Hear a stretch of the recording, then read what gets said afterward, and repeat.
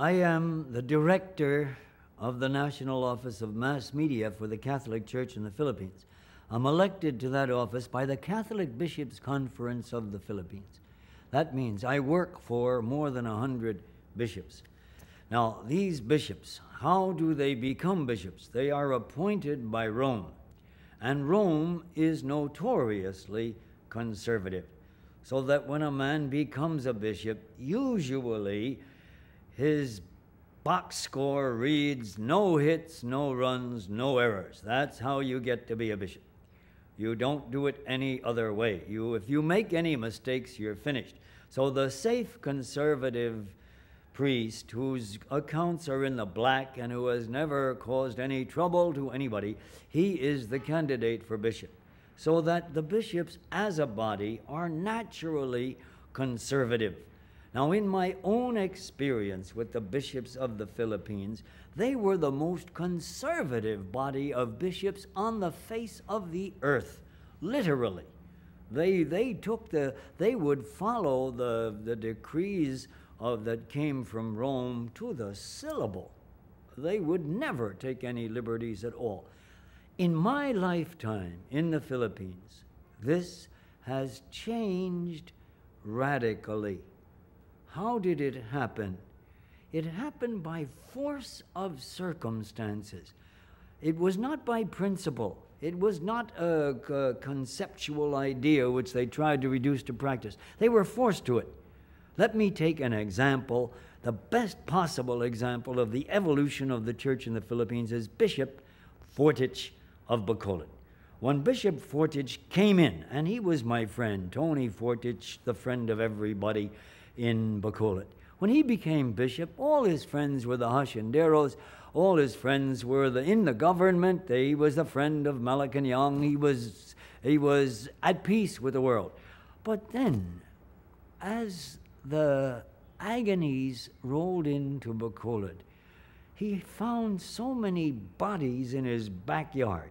He found so many farmers oppressed. He found so much hunger and misery that he thought, oh my God, I have to do something about this. So day by day, week after week, trying to do something for the wives, for the widows and orphans of the men who were dead, killed by the military, trying to do something for the farmers who were starving, trying to help the poor who didn't have any houses. He thought, oh my God, the system does not work the way it is. And now he has become the leader of the people. They call him Commander Tony, left wing. Well, he is not Commander Tony. He's just a priest.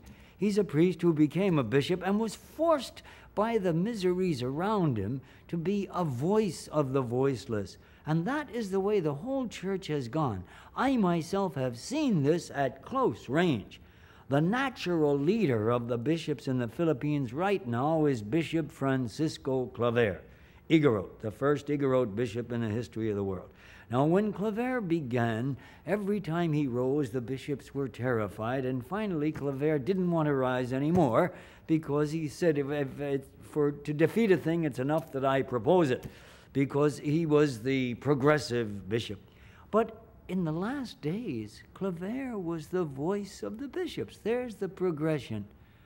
Who wrote that decree of the bishops on Valentine's Day, 1986, Francisco Claver. And what did they say at that time? The most progressive statement issued by any group of bishops since Henry VIII. They said the elections were a fraud. This government has no moral basis on which to stand. The people have expressed their will. This will must be enforced. It must be enforced without violence. It was a tremendous statement. It was a blueprint for what happened on EDSA. Now, the bishops all voted for that. That was not a statement of Bishop Francisco Claver or of Cardinal Sin or of Cardinal Vidal. It was the statement of the Catholic Bishops' Conference of the Philippines. Now, how did they get there? By being confronted with tyranny, by being confronted with injustice and suffering. So that right now, the Catholic Bishops' Conference of the Philippines is looked upon as the leader of the progressives.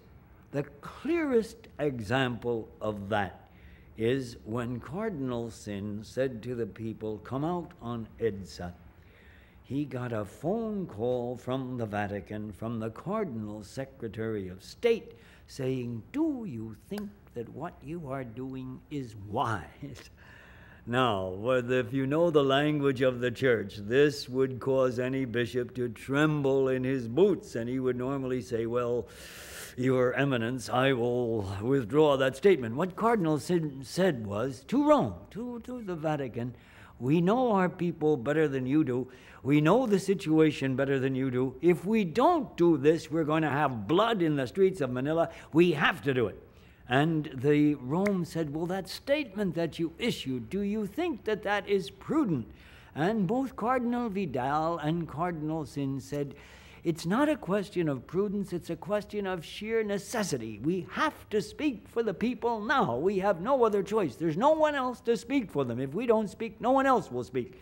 And we feel that what we have done before God, we are obliged to do in conscience." That is the evolution of the bishops. So that now they're leading the world as far as a progressive group of bishops is concerned.